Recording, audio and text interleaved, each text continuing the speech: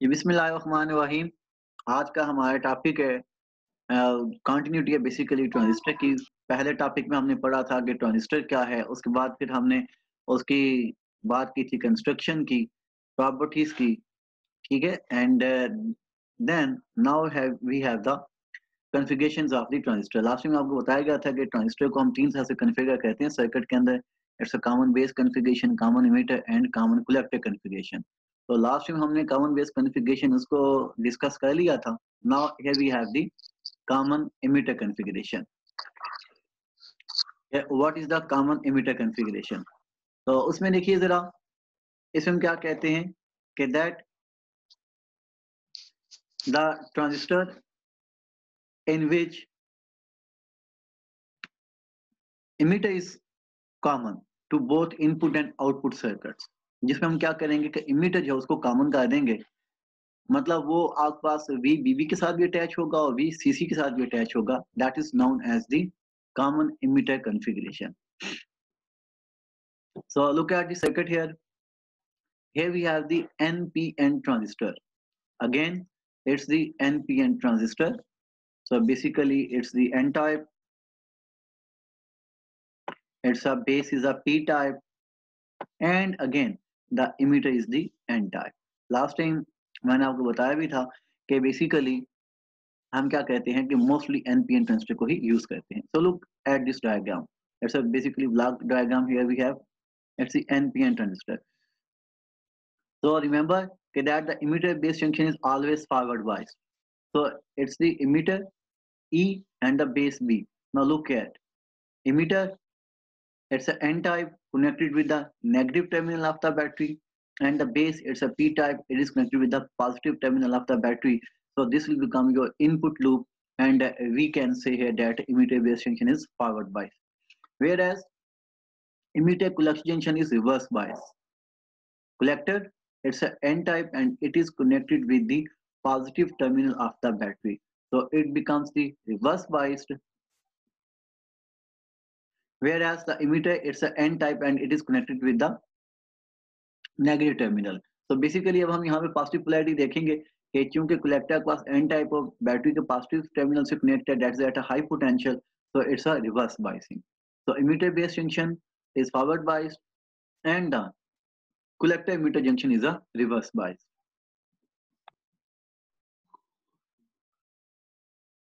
और यही बात आपके पास यहाँ देखिए इधर भी आ रही है कि emitter base junction forward biased and emitter collector junction is the reverse biased. Now you can see here that the emitter terminal is connected with both of the batteries, VBE and VCE. That is battery connected between the base and emitter, and the battery connected with potential or the battery connected between the collector and the emitter. So basically this becomes your input loop and this becomes your output loop. So in this case, you can see here the emitter is connected with the input loop and output loop at the same time, or the input circuit actually, you can say it. So this configuration is known as the common emitter configuration. Mostly transistor is used in common emitter configuration for the amplification of current and voltage. So my dears, look here. Here I have copied from your book that in the common emitter configuration, the base emitter junction is forward biased. That is the base emitter junction is the forward biased, while base collector junction is reverse biased। हाँ, यहाँ ये गलत लिख गया है। Actually ये इसको यहाँ पे क्या लिखना चाहिए था? While emitter collector junction, ये बेस नहीं आएगा, ये इसने यहाँ पे गलत किया है। यहाँ पे ये बेस नहीं बल्कि यहाँ पे क्या आना चाहिए था? emitter आना चाहिए था। And the emitter collector junction is the reverse bias because क्योंकि हम common emitter की बात कर रहे हैं, तो look at here at the diagram. Basically it is the emitter that is the common, so it is connected with the emitter collector junction is the reverse bias, um, not it's the base collector junction. So ये remember आप याद रखना है। Figure shows the circuit diagram, input and the output characteristics respectively. The variation in the base current IB with the change in the base to emitter voltage VBE at constant collector to emitter voltage are the input characteristics. अब आपने कहना क्या है, basically आपने VBE change करना है। जब आप VB चेंज करेंगे तो इससे क्या होगा कि जो IB है वो चेंज होगा, लेकिन आपने ये जो VCE होगा, potential between the collector and emitter, इसको आपने कांस्टेंट रखना है, ठीक है। At constant collector to emitter voltage VCE constant. जब आपने लेनी है इनपुट कैरेक्टरिस्टिक्स,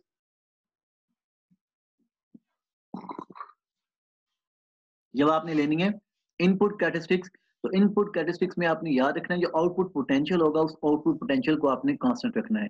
यहाँ हमारे पास आउटपुट पोटेंशियल क्या है, VCE है, तो इसका हम रखेंगे कांस्टेंट। देन हम क्या करेंगे कि VB को वेरी करेंगे। VB को वेरी करने से क्या होगा कि साथ साथ जो IB होगा वो भी इसके साथ वेरी करेगा। तो this will give us the input characteristics of the common emitter configuration. And if we are talking about the output characteristics, तो then हम क्या करेंगे कि जो बेस करंट होगी, बेस करंट को कांस्टेंट कर देंगे, वेयर एज जब आप VCE को वेरी करोगे साथ क्या होगा कि जो IC है, जो कलेक्टर करंट है, वो कलेक्टर करंट क्या होगी कि चेंज होती रहेगी। तो रिमेंबर ये हमारे पास क्या रहेंगी आउटपुट कैरेक्टरिस्टिक्स। कब, जब आप बेस करंट को करेंगे कांस्टेंट, बेस करंट आपके पास कांस्टेंट हो जाएगी। एंड देन हमने क्या करना है कि VCE potential between the collector and emitter, इसको हम वेरी करेंगे। वेरी करने से क्या होगा, जो IC होगा, जो कलेक्टर करंट होगी, वो आपके पास क्या करेगी कि वेरी करेगी। So look here, and the variation in the collector current IC with the change in the collector to emitter voltage VEC at constant base current are the output characteristics। यहाँ से हमें क्या मिलेंगी, इसकी आउटपुट कैरेक्टरिस्टिक्स मिल जाएंगी।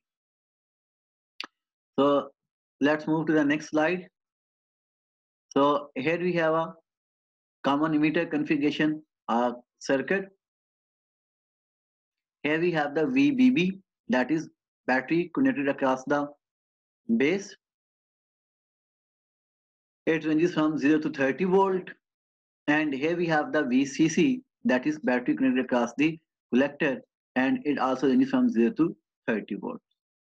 Here we have the polarity, and look here, basically this arrow represents a variable potential, that we can vary potential from 0 to 30 volt. Like here, this arrow represents it's a variable power supply, we can change the potential from 0 to 30 volt. Here we have put a resistor with the base, it's a 1000 kilo ohm resistor, and here we have the ammeter, and it can read the values from 0 to 200 microampere. Remember, the base current is very small, it's always measured in the microamperes, whereas the emitter current and the collector currents are always in the milliamperes. Emitter current and the collector current are in milliamperes, whereas the base current is always in a microamperes, because the base region is a very thin region, अंदर जो doping हमने की होती है वो भी बहुत कम की होती है, जिससे क्या होता है कि जो बेस करंट होती है वो बहुत कम होती है, वो हमेशा माइक्रोएम्पियर्स में फ्लो करती है। यहाँ हमें करंट को मेजर करने के लिए, IB को मेजर करने के लिए एक माइक्रोएमीटर लगाना पड़ेगा, जबकि IC और IE को मेजर करने के लिए हम क्या करेंगे कि मिली एमीटर्स हैं वो लगा देंगे।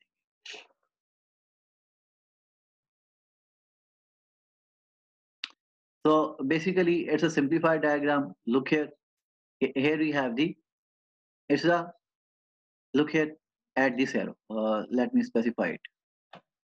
So you can see here, it's the emitter, that is the grounded, and the arrow is outwards, and this outward arrow represents what, the NPN transistor. And look here, this is the emitter, grounded, and the arrow, that is the inward, so this represents what, the PNP transistor. So it's the NPN and it's the PNP transistor. And simple आप देख सकते हैं situation कहाँ पे आएगी, सारा circuit same है, just polarity will be reversed. यहाँ पास emitter base junction forward bias था, that's a, it's a P type battery के, sorry it's a N type battery के नेगेटिव टर्मिनल से कनेक्टेड, पी टाइप बैटरी के positive terminal से connected होगा, ठीक है। और यहाँ पे वो उसकी रिवर्स हो जाएगा, मतलब डायरेक्शन, फ्लो ऑफ डायरेक्शन जो वो करंट का वो रिवर्स हो जाएगा, बाकी आपके पास एस इट इज सर्किट जो है वो सेम रहेगा, उसमें कोई परेशानी नहीं होनी चाहिए आपको।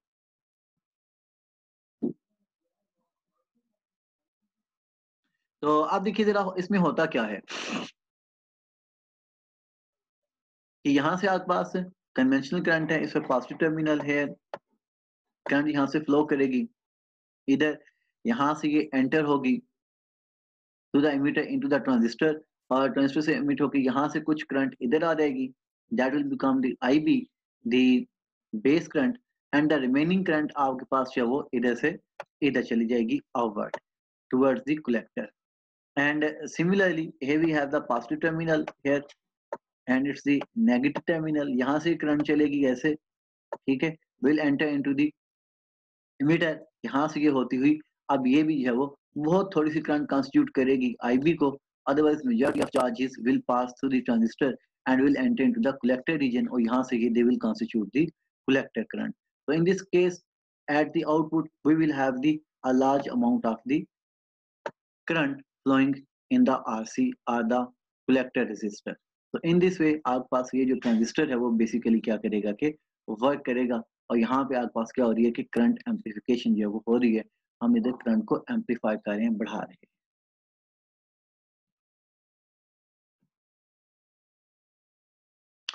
So here we have now the input and output characteristics of the transistor. Look here ji, first of all we are going to discuss the output characteristics, and remember output characteristics के लिए मैंने आपसे क्या कहा था कि that we vary the collector emitter voltage। जब आप कलेक्टर मीटर वोल्टेज को वेरी करोगे तो वेरी करने से क्या होगा कि आपके पास जो IC है, जो कलेक्टर करंट है वो उसके साथ है वेरी होगी। जब क्या आपने क्या करना है, जो इनपुट करंट होगी that is the IB base current, basically it's the input current, इसको अब आपने क्या करना है कि कांस्टेंट रख देना है, it will remain the constant. So look here कि जब आप पोटेंशियल इंक्रीज करेंगे ऐसी सिचुएशन में क्या होगा कि यहाँ आपके पास for example IB base current 0 आपके पास आती है, तो we will get this characteristics line. अगर आप बेस करंट को बढ़ाते हो से इट्स अ 10 माइक्रोएम्पियर, तो then we have the graph this one 20 microampere, 30 microampere, 100 microampere and so on. तो जो हम बेस करंट बढ़ाते जाएंगे यू विल सी कि जो कलेक्टर करंट है वो भी उसके साथ साथ बढ़ती चली जाएगी। लेकिन एक बात को आप नोट कीजिए यहाँ पे कि जब करंट कलेक्टर करंट खास हद तक ही बढ़ती है, उसके बाद फिर क्या होती है कि कांस्टेंट हो जाती है। अब आप अगर पोटेंशियल बढ़ा भी रहे हैं VCE, लेकिन करंट आपके पास इंक्रीज नहीं होगी। यहाँ पे देखिए यहाँ भी ये सिचुएशन आ रही है, यहीं भी सिचुएशन आ रही है कि जब आप बेस करंट इंक्रीज करेंगे तो देन आपके पास IC बढ़ेगी, लेकिन एक सर्टेन लेवल तक। उसके बाद अगर आप फर्दर जितना आप मजीद पोटेंशियल इंक्रीज कर रहे हैं, करंट आपकी जो IC करंट है वो फर्दर इंक्रीज नहीं होती है। तो इन दिस रिगार्ड हम क्या कहते हैं कि इस ग्राफ को 3 हिस्सों में डिवाइड करते हैं। पहला हिस्सा हमारे पास यहाँ पे आता है, it's about the saturation region. Here we have the saturation region, this one. ये वो रीजन है कि जहाँ पे क्या हो रहा है कि मैक्सिमम करंट जब फ्लो कर रही है, IC जो है उसकी वैल्यू क्या है, मैक्सिमम है, तो that's why it is known as the saturation region. And look here, here we have the region this one, ये सारा रीजन हमारे पास आ रहा है, ठीक है, that is known as the cut off region. ये बेसिकली हमारे पास वो रीजन है जिस रीजन के अंदर नो करंट इज फ्लोइंग। यहाँ से ये देख सकते हो कि यहाँ बस करंट की वैल्यू यहाँ से लेके यहाँ तक ये 0 आ रही है, तो it's a cut off region. मतलब यहाँ पे ट्रांजिस्टर आपका ऑपरेशन नहीं करेगा, वो कट ऑफ हो जाएगा, स्विच ऑफ हो जाएगा। तो this is why that's why it is known as the cut off region. अब ये हमारे पास दो एक्सट्रीम्स आ गए, एक आ गया सैचुरेशन रीजन यहाँ पे मैक्सिमम करंट फ्लो कर रही है, और दूसरा हमारे पास ये आ गया कट ऑफ रीजन जिसमें करंट बिल्कुल भी फ्लो नहीं करता। Basically I am talking about the IC, it's the collected current के बारे में बात कर रहा हूँ। अब इन दो रीजन के दरमियान here we have an other region,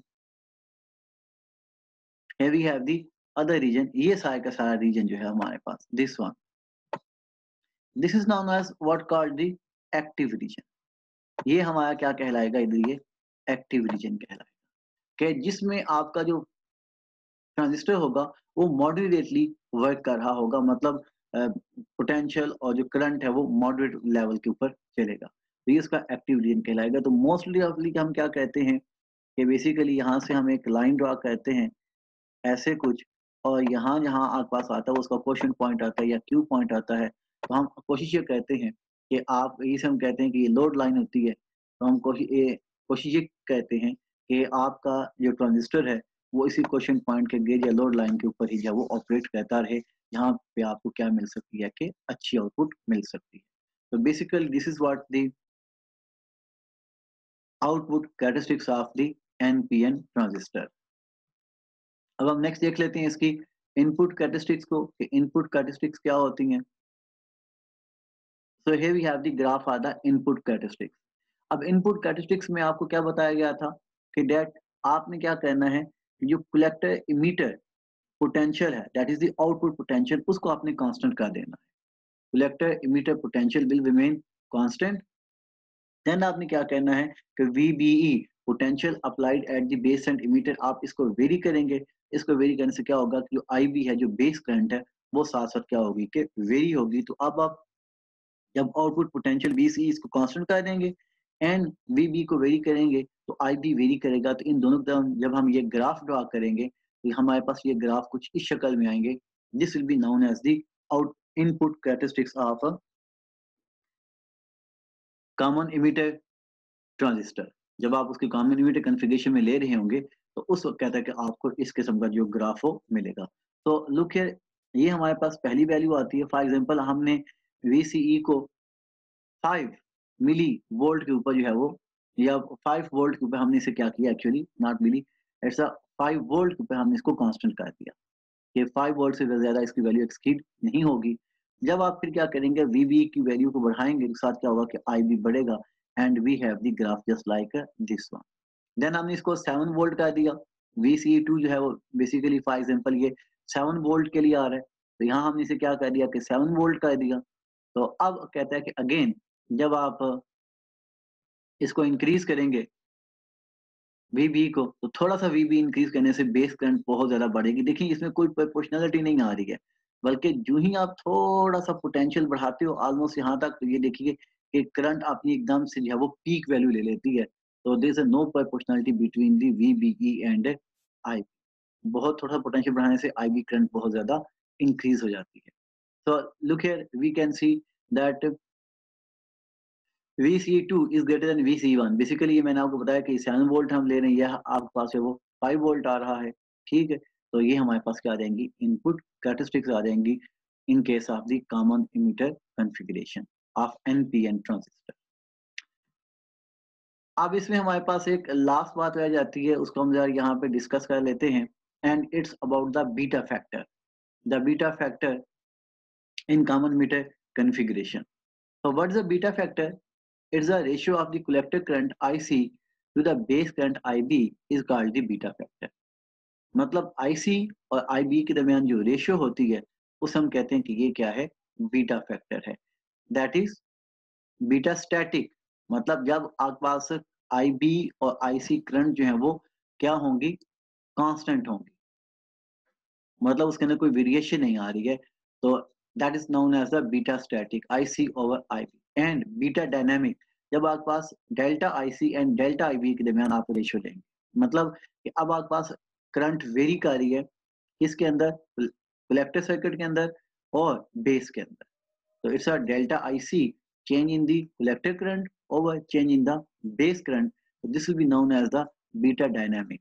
okay, सो ये डायनामिक्स नहीं आएगा यहाँ पे, इसको ना आप सिंपली ये इसको आप काट दीजिए ऐसे, ये नहीं होगा, it's only the dynamic.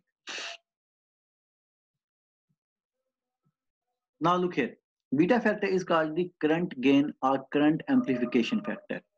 The हकीकत ये क्या कहलाता है हमारे पास, करंट गेन या फिर करंट एम्पलीफिकेशन, मतलब कितनी करंट आपकी इंक्रीज होगी, बढ़ जाएगी, वो आ जाएगा।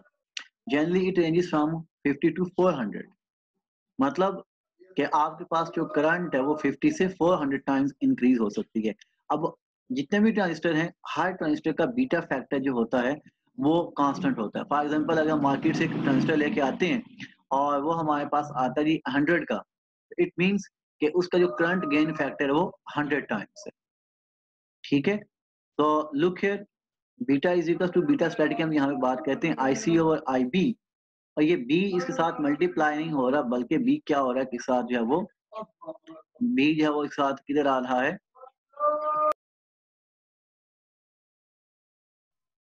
Now you look here, beta is equal to the IC over IB, that is equal to IC over IE plus IC।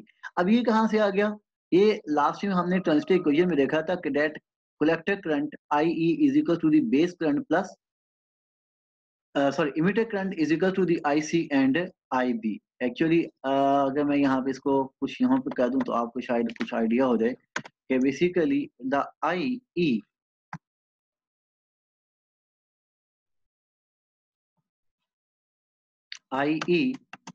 is equal to the IB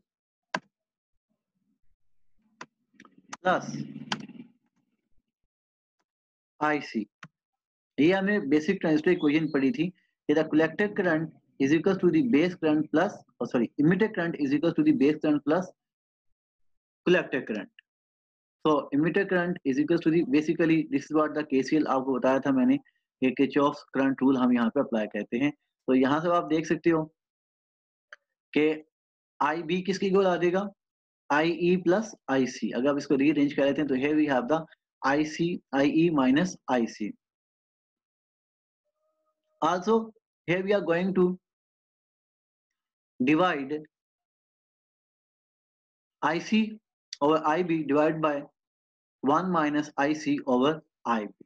अब बेसिकली हम ये क्यों काम कर रहे हैं, बिकॉज लास्ट में हमने पढ़ा था the ratio between collector current to the base current is equal to the alpha. वो हमारे पास अल्फा फैक्टर आता है जो हमने पढ़ा था कॉमन बेस कॉन्फ़िगरेशन के अंदर। तो यहाँ पे हम उस अल्फा को लाने के लिए क्या करेंगे, इसको हम डिवाइड करते हैं किससे, IB से। तो here we have beta is equal to alpha over 1 minus alpha। So basically this relation gives us the relation between beta and the alpha। This is what known as the beta factor, which is basically used for the current to calculate the current amplification के जो transistor है वो कितना current amplify कर सकता है। That's all about the common emitter configuration।